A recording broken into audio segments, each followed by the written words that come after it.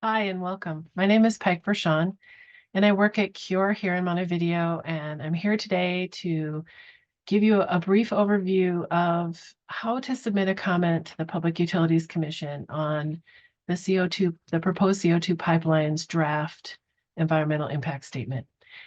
Sometimes submitting comments can be difficult. You might not feel as an everyday Minnesotan that you quite have the expertise involved to submit a thoughtful and effective comment.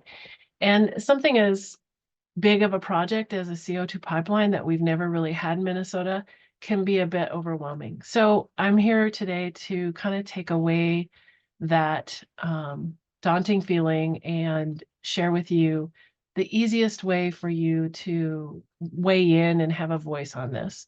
I'm going to share my screen and start with slide project here. All right. So as I said earlier, the session's on how do I make a comment on the draft EIS? And this again is for the proposed CO2 pipelines. The overview is I'm going to show you where to find the comment tool. I'm going to give you the CURE breakdown on the draft EIS. I'm going to show you how you can find the resources to learn more about the draft EIS. I'm going to give you some suggestions for formatting your comment, and I'm going to show you how to submit your comment. So that being said, I'm going to stop that and I'm going to do a different screen share, and I'm going to take you to the CURE website. So on your screen, you'll see that this is the CURE website. It's just curemn.org. And if you go under Get Involved, Take Action, click on that, you'll find our action alert page. And at the top of that, Anne has positioned the comment tool that we created for the draft EIS. So if you just click here, it'll bring you to this page where you can scroll down and you can learn about the project in the left-hand column. There's some links here. If you click on the links, it'll take you to the Department of Commerce's notice. There were public meetings last week in Breckenridge and Fergus Falls, as well as a webinar. That's all at the top. But if you scroll down, it'll tell you the comment period is, they're taking comments till February 23rd at 4:30. It'll tell you if you want to mail your comments in, email your comments, go online to the Department of Commerce's portal. And also, just as a reminder that the comments will be made available to the public. So anything you put on your comment will actually be available to the public. So if we go back to the comment tool, if you click down a little bit further, Anne has linked you directly to the draft EIS on the Department of Commerce's site. So if you click here, this will give you the full document. It's about, honestly, 400 pages long with all of the parts and exhibits. So here you'll find like maps and different graphs and things. There is also like kind of a index that'll kind of tell you where you can find different things that you might be interested in here. The CURE team has actually gone through the whole thing a couple times and has pulled out areas that we find particularly problematic. And we've done that to help make the process a little bit easier for you. And so if you're interested, you can go to where these blue categories are. We've created 6 of them for your benefit. And if you just open them up under public health and safety, we've got some talking points for you under some different categories. So CO2 rupture impact zone, first responders, health professionals, compliance with PHMSA. So PHMSA is the Pipeline Safety Trust, Pipeline Hazardous Materials Safety Administration. And they oversee all pipelines, providing guidelines and policies on how to construct them, manage them, run them. Setbacks. If you go to the next one, it's agricultural. So this would be land degradation, what it's going to do to farmland, maybe what happens in the event of leaks, ruptures to vegetation or the ecology, soil compaction, geohazards. The next category is water. That's my favorite category. Dangers to the water bodies, water use, how much is going to be needed, what happens to the aquifer. This whole idea of horizontal drilling underneath waterways, what does that mean? How safe is it? What happens to the construction sites, wetlands, impact of a leak or rupture on animals, like what would happen to the fish or the ecology of the river, critical habitats. For those of you who are climate wonks, this area, this project really isn't a climate solution. It actually does little to no impact on the greenhouse gas emissions, may even actually contribute to more greenhouse gas emissions in the event that the CO2 is used for enhanced oil recovery. All of that information is here. What happens to local communities, rural communities? This has a 10-county footprint proposed. This draft EIS is focusing only on the 28.5 miles in Otter Tail and Wilkin, but we know that this company, Summit Carbon Solutions, has had a plan for over 2 years to put in about 240 miles in Minnesota. And why is the PUC only allowing Summit to submit for 28 miles or break the project up into segments? That in itself is problematic. We can't really understand the true impact of what it's going to have across Minnesota if they're breaking it up into these little chunks and only talking about these little chunks. And if you go to Summit's website, they've been touting for the last almost 3 years now that this is going to be the world's largest CO2 pipeline if it's ever built. And,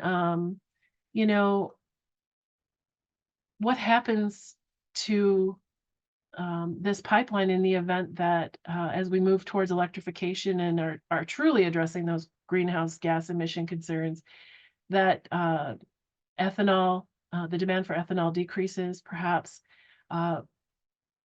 The draft EIS doesn't really address what happens with the decommissioning of the pipeline and how we do that safely in the event that it's built. So there's all sorts of nuggets here that you can look at and consider for making a comment. So that's where you can find all the resources. So the next phase of this little video clip is going to be how is the best way to create a comment for the portal. Whether you're using the Department of Commerce's portal or using the Cure portal. If you use the Cure portal, we automatically send it to the Department of Commerce for you. So you don't have to go in and navigate the state portal and create an account and do all that kind of stuff. Either way is fine, or you can actually also mail your comment in, or you can email it directly to Mr. Levy at Department of Commerce. We'll give you that information, but it's also on this site here, on this notice. If you scroll down, it'll tell you all the different ways. There's a project description, a brief project description of the overall project and the process of what we're going through with the PUC. And then if you come down here, it will tell you, oops, I must have gotten down just a little too much. Oh, here you go. So it'll tell you, again, where the comment period is. It'll tell you his address, his email. If you do use email, again, be sure to put the docket number in the subject line, or you can go to the Commerce portal. And again, just a reminder that, if you send a letter in the mail and you put your street address on it, on the letter, they don't take that off. Okay, so let's go back to the tool. When you submit a comment, you want to personalize it and you want to make it relevant so that somebody reads it. And that's why we go to the trouble of helping create this tool, because you could, if we sent 300 comments that all look the same, they just get tired of seeing that. Sure, they can know that 300 people cared, but I think it's much more impactful if you can personalize it and you can be more specific about your personal concerns. And so that's how this portal that we've set up for you at Cure works. You start out by introducing yourself. You tell them where you live, the reason why you're commenting. Why does it really matter to you? You look at the draft EIS and you find corrections, errors, omissions, things that you wish were covered or need to be covered that weren't. You address the impact of whatever is in the DEIS that is important. And being specific is important because we're criticizing them for not being specific, right, in their DEIS. So we want to be specific. And then the importance of, who's going to be affected. And the other thing that isn't on here, but you can also ask questions in your comment. Like you can ask the PUC to answer a question, and hopefully they will do that. Again, these are the categories. And so the strategy I'm going to give you is I'm suggesting that you pick some of these. You can pick as many of these as you want. You can pick 1 or 2 from public health, 1 from climate, 1 from land impacts, 1 from water, whatever works for you. But for the sake of this example, I'm going to focus on water. So I'm going to go to the one that I have open here. And I'm just going to comment or copy, I'm sorry, all of this text because I don't know exactly which ones of these I'm going to talk about. So I'm going to copy all of them. And you just do that by hitting Control-C. And then I'm going to go to a Word document. And I've already started one. And I'm going to, what I did was, as I clicked right here, and then I just hit Paste or Control-V. And all of that text that I just copied went into the document here. And what this allows you to do, it allows you to edit it, move it around, and kind of make it your own. And I've already filled in some information. At the top here, this information would be as if I was going to mail it. So my comment for the Cure portal is going to start right here, where, again, I start introducing myself. I tell them I'm a landowner. I also tell them that, like for me, I've been following this for almost 3 years, over 2 years. I've gone to public meetings. I think that gives you as a commenter even more credibility because I know many of you who are going to comment have been following this for a long time. And even if you just learned about it today and you haven't been following it, that's okay. You might have other reasons. Maybe you live in the proposed pathway of this project, or you live in the impact zone if there's a rupture or a leak. There's lots of reasons. Maybe you have family that live in them. Even if you're just a taxpayer in Minnesota, you certainly have the right to comment, and if you're concerned about any of these issues related to this project. So anyway, that's where I did my little introduction. And then here is the comments under water that I want to address. And so what I did is I copied them all, but then I put a space, or there was a space anyway, between them. And then I actually even put a few more on some of them. Like here, I put a sentence that said the PUC should ask for more specific information related to the actual damage to the ecosystem, more modeling that supports Summit Carbon Solutions' vague minimal claims.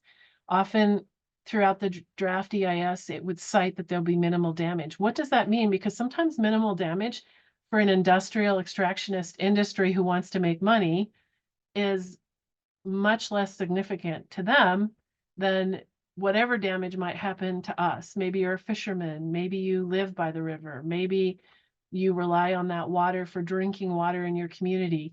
That could be much more of an impact to you locally than it could be to an out-of-state company who doesn't have to live with any kind of issues that happen because of this pipeline in their own backyard. So if you scroll down to the next one, water use, I added, why should Minnesota risk our fresh drinking water supply and commit to an infrastructure when the proposing company has not been transparent with the true demands for water resources?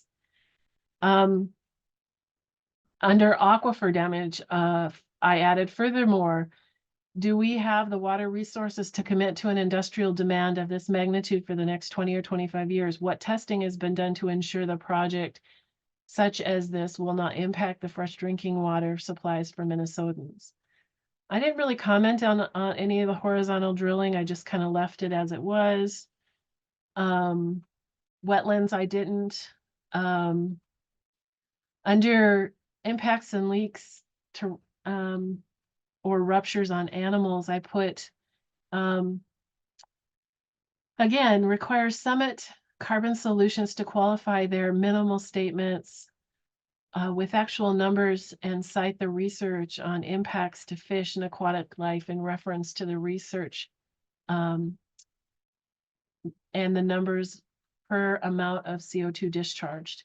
You know, it doesn't even give us actual, like, we could never figure out based on, you know, they just sent general statements if there is a leak or rupture, blah, blah, blah. You know, we want to know how much CO2 over what period of time and in what state. Was it in a gas state? Was it in a supercritical state? I mean, all those things matter as to the impact on what's happening on the ground. And it's very vague in the draft EIS. So anyway, we've got our Word document here. And so now what you would do if you're going to use the Cure portal, I'm going to show you, is you would copy your comment. And now again, because I'm going to put it in the portal, I'm just going to copy it to here. If I was going to mail this, I could just print it off and put it in the mail. And because it goes into the public record, I'm just putting my county. I'm not putting my address on this part. Obviously, if I'm mailing a letter, it would be on the envelope. My address would be on the envelope. And if I'm going to email it to Andrew Levy, he would have my email address. So he doesn't need my physical street address on this comment. So I think that's important just to share with you. So I'm going to, again, copy this, and then I'm going to go back to the comment portal. And because I was messing around in here, I need to actually go back one step. And click on this right here and scroll down again. And then the comment portal pops up here. I'm just going to click in this box and I'm just going to hit paste or Control V. And all of the stuff from my Word document neatly just folds right into that portal. And again, you know, it'll say up here, comment on the Otter Tail. And then there's this ending statement that will go at the bottom of your comment, and it'll say, I ask the Public Utilities Commission and Department of Commerce to take this, you know, Minnesotans need more robust environmental review and transparency. I need to fill in this information here. It doesn't go into the comment. It just is on the record so that if the PUC comes back to Cure and wants to know more information or actually get a hold of you to verify your comments, we're able to do that. And then you would just hit submit and it would automatically go in to us. So I'm going to stop sharing my screen there, or maybe I'm just going to go back to share my screen and go back to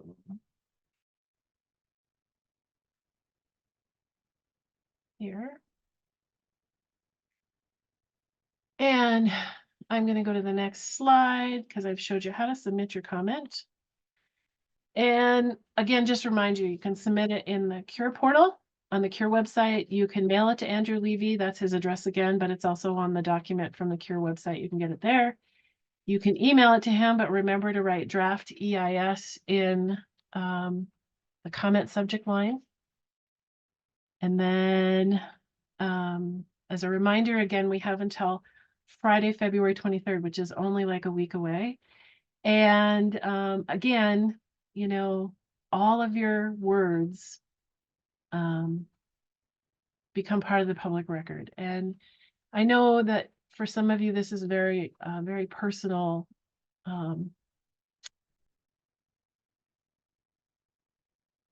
angst about this project. It might be in your backyard. It might be in one of your loved ones' backyard. But, you know, submitting comments that are helpful and useful and usable are really important. And how you submit the comments matters. So please try to keep your emotion out of, you can have passion, but just try to keep your emotion out of it so that it can be received in a way that is useful and can help the overall project. Again, my name is Peg and I'm at CURE, and you can always call us at CURE. And if we don't know the answer, we'll try to find it and get it to you. Thank you for your time today, and we appreciate all you're doing to be engaged and to speak on behalf of Minnesota. Good night.